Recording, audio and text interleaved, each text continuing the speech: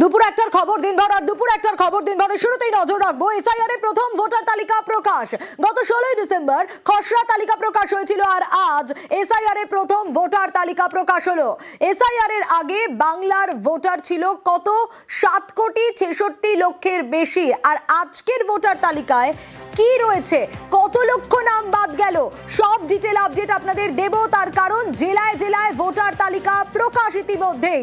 সোমরাজ রয়েছে আমার সঙ্গে, সোমরাজের কাছ থেকে আরো ডিটেল এই বিষয়ে জানতে পারবো। এসআইআর এর প্রথম ভোটার তালিকা প্রকাশ, জেলায় জেলায় ছবিটা ঠিক কি, এখনো পর্যন্ত ঠিক কি কি আপডেট পাওয়া যাচ্ছে সোমরাজ?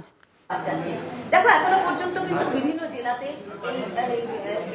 দেখো কিছুক্ষণ আগে জানিয়েছিলাম যে উত্তর কলকাতায় কত নাম বাদ পড়লো, এবার দক্ষিণ কলকাতার তথ্য উঠে এলো এবং দক্ষিণ কলকাতায় যেটা দেখা যাচ্ছে এখনো পর্যন্ত নাম বাদ পড়লো 2,19,207। তার মধ্যে খসড়া তালিকায় বন্ধ নাম বাদ গেছিল 2,16,000 প্রায়, আর নতুন করে অর্থাৎ শুনানি পর্বে এসেছেন, নথি ছিল না বা শুনানি পর্বে অনুপস্থিত এই সংক্রান্ত যারা ভোটার যারা এসেছিলেন তাদের মধ্য থেকে ডিলিটেড হলো 3,207 জনের নাম। অর্থাৎ দক্ষিণ কলকাতার যে বিধানসভা, দক্ষিণ কলকাতা ডিস্ট্রিক্ট ইলেকশন অফিসার অধীনে যে বিধানসভাগুলি রয়েছে তার মধ্য থেকে আজকে যে তালিকা প্রকাশ হলো দক্ষিণ কলকাতায়, সেখানে দেখা যাচ্ছে 3,207 জনের নাম ডিলিটেড হলো। আর এছাড়া খসড়া তালিকা প্রকাশের সময় যে নাম বাদ গেছিল সেই সংখ্যাটা ছিল 2,16,000 প্রায়। অর্থাৎ দক্ষিণ কলকাতায় সর্বমোট নাম বাদ পড়ল 2,19,207। এটা গেল দক্ষিণ কলকাতা। ঝাড়গ্রাম জেলায় তোমাকে জানিয়ে রাখি, ঝাড়গ্রাম জেলায় বাদ পড়েছে 54,030, যার মধ্যে দেখা যাচ্ছে ঝাড়গ্রাম জেলা এখনো পর্যন্ত যে শুনানি পর্বে অনুপস্থিত বা শুনানিতে বৈধ নথি দেখাতে পারেননি সেই সংখ্যাটা ছিল 1,330, যাদের ডিলিট করা হয়েছে অর্থাৎ ডিলিটেড হয়েছে।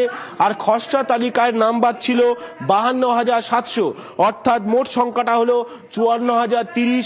এটা হচ্ছে ঝাড়গ্রাম জেলায়। পাশাপাশি তোমাকে জানিয়ে রাখি নদিয়া জেলায় ইতিমধ্যেই 2,16,000 নাম খসড়া তালিকায় বাদ ছিল, আর আজকে যে তালিকা প্রকাশ হলো সেখানে দেখা যাচ্ছে 50,000 ডিলিটেড, অর্থাৎ সংখ্যাটা 2,70,000-এরও বেশি ডিলিটেড। জেলায় জেলায় যে তালিকা প্রকাশ হচ্ছে এবং সেখানে বিভিন্ন জেলা কম্পাইলেশন করে এই রিপোর্ট এখনো পর্যন্ত তৈরি হচ্ছে। কিন্তু তোমাকে জানিয়ে রাখি এখনো পর্যন্ত অনলাইনে দেখার সুযোগ হয়নি, অর্থাৎ একজন ভোটার তিনি অনলাইনে দেখতে পাবেন কি পাবেন না তা নিয়ে নির্দিষ্ট তার এপিক নম্বর দিলে অনলাইনে দেখার সুযোগ পেতেন, কিন্তু এখনো পর্যন্ত অনলাইনে দেখার সুযোগ শুরু হয়নি। কিন্তু অফলাইনে জেলায় জেলায় দেখার প্রক্রিয়া শুরু হয়ে গেল। অর্থাৎ কমিশন দাবি করেছিল যে আগে অনলাইনে দেখানো হবে তারপরে অফলাইনে দেখানো হবে, কিন্তু দেখা গেল এখন বিভিন্ন জেলায় জেলায় অফলাইনে তালিকা প্রকাশ হতে শুরু করেছে। যেহেতু জাতীয় নির্বাচন কমিশনের তরফে জানিয়ে দেওয়া হয়েছিল জেলাগুলিকে যে যে জেলায় তালিকা প্রস্তুত হয়ে গেছে সেই জেলায় তালিকা টাঙিয়ে দিতে দুপুর 3টের মধ্যে কমপ্লায়েন্স রিপোর্টও চেয়েছে বিভিন্ন জেলা শাসকদের থেকে নির্বাচন কমিশন। সেই জায়গায় দাঁড়িয়ে বিভিন্ন জেলা অর্থাৎ একাধিক জেলা ইতিমধ্যেই তালিকা টাঙাতে শুরু করেছে বুথে বুথে। আচ্ছা সোমরাজ, একটা বিষয় একটু জানতে চাইবো, গোটা রাজ্যের ক্ষেত্রে তাহলে মোট কত নাম বাদ গেল? মানে এই যে তুমি একে একে বলছো এক এক জেলা ধরে ধরে, তাহলে কি গোটা প্রত্যেকটা জেলার যখন তালিকা প্রকাশিত হয়ে যাবে তখনই এক্সাক্ট ফিগারটা পাওয়া যাবে?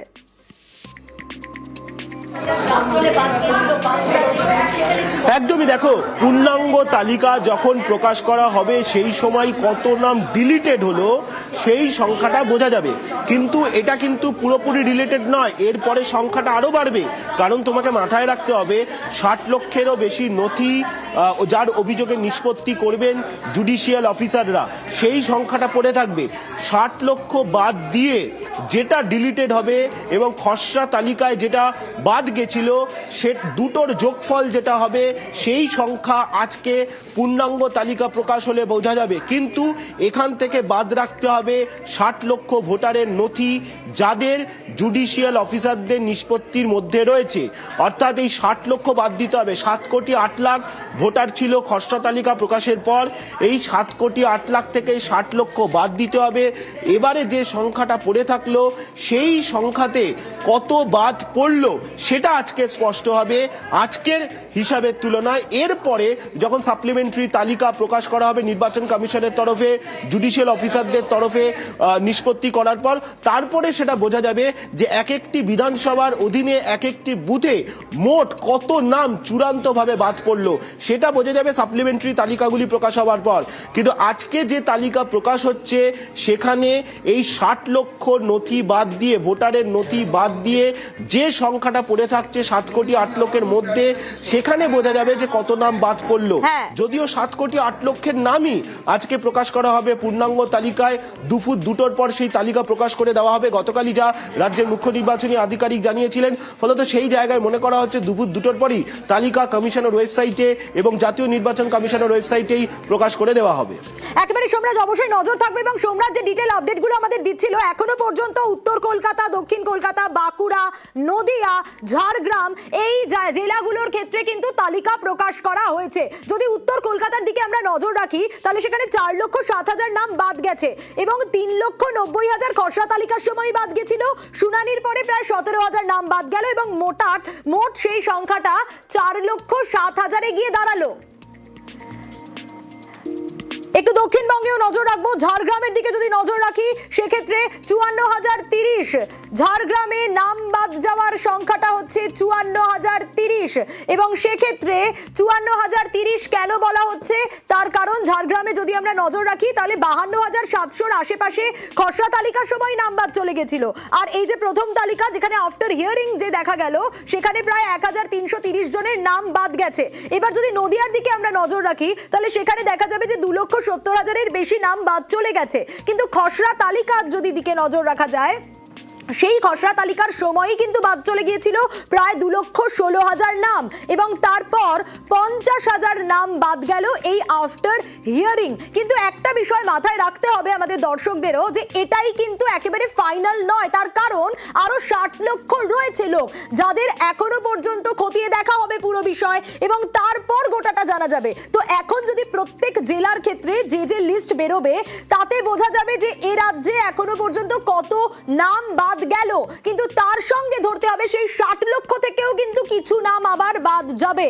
বাঁকুড়ার দিকে যদি আমরা নজর রাখি তাহলে বাঁকুড়ার আপডেটটা আপনাদের জানাই, 1,35,000 নাম বাদ এবং সেখানে মাথায় রাখতে হবে এই 1,35,000-এ খসড়া তালিকাতেই কিন্তু 1,32,000 নাম বাদ চলে গিয়েছিল আর শুনানির পর প্রায় 3,000 নাম বাদ গেল।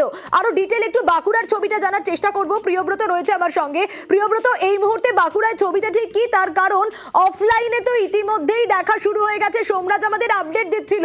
বাঁকুড়ার ক্ষেত্রে কি সাধারণ মানুষ অফলাইনে দেখতে পাচ্ছেন?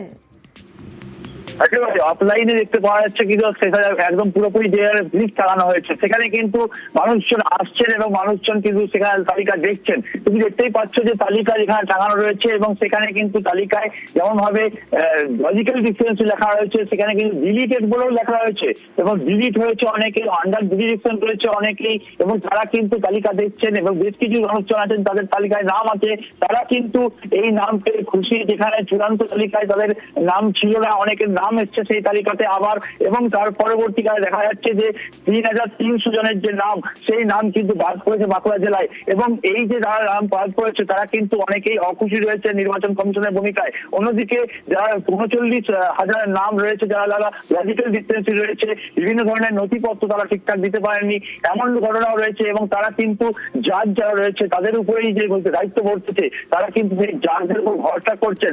অন্যদিকে দেখা যাচ্ছে যে বেশ কিছু নাম যারা রয়েছে তারা কিন্তু বাদ পড়েছেন, তারা কিন্তু এই নির্বাচন কমিশন যেভাবে এই এসআর প্রক্রিয়া খুব তাড়াতাড়ির মধ্যে করেছে তাদেরকে কিন্তু কোনোভাবেই প্রয়াস করছেন না।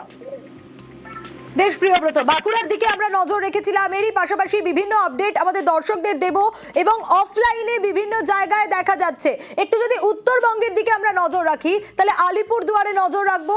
আলিপুরদুয়ারে 11,692 নাম বাদ গেছে এবং এই 11,692 সংখ্যাটা কিন্তু খসড়া তালিকায় বাদ এবং তার সঙ্গে প্রথম তালিকা যেটা আজকে বেরোলো সেই তালিকায় আফটার হিয়ারিং যাদের নাম বাদ গেছে সেটা মিলিয়ে সংখ্যাটা 11,692। এবং যে আপডেট আমরা এখনো অবধি পাচ্ছি কোচবিহার, সেখানেও কিন্তু প্রথম ভোটার লিস্ট তা পাবলিশ হয়ে গেছে এবং শুভঙ্কর রয়েছে। দেখি কত নাম বাদ গেল, কি আপডেট পাওয়া যাচ্ছে এখনো পর্যন্ত। শুভঙ্করের কাছ থেকে আরো ডিটেল আপডেট নেব এই বিষয়ে। শুভঙ্কর, কোচবিহার থেকে কি আপডেট পাচ্ছ?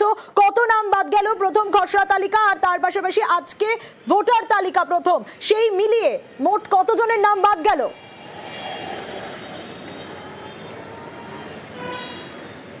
হ্যাঁ সোনিয়া, দেখো তোমাকে জানিয়ে রাখি আর কিছুক্ষণ আগেই কিন্তু কোচবিহারে এই ভোটার তালিকা প্রকাশ হয়েছে। অনলাইনে যেমন প্রকাশ হয়েছে, পাশাপাশি অনলাইনে যেমন ভোটাররা তাদের নাম ভোটার তালিকায় রয়েছে সেটা দেখতে পাচ্ছেন, পাশাপাশি জেলার বিভিন্ন সদর মহকুমা শাসক এবং ডিএম অফিসেও কিন্তু এই খসড়া চূড়ান্ত ভোটার তালিকা ঝুলিয়ে দেওয়া হয়েছে।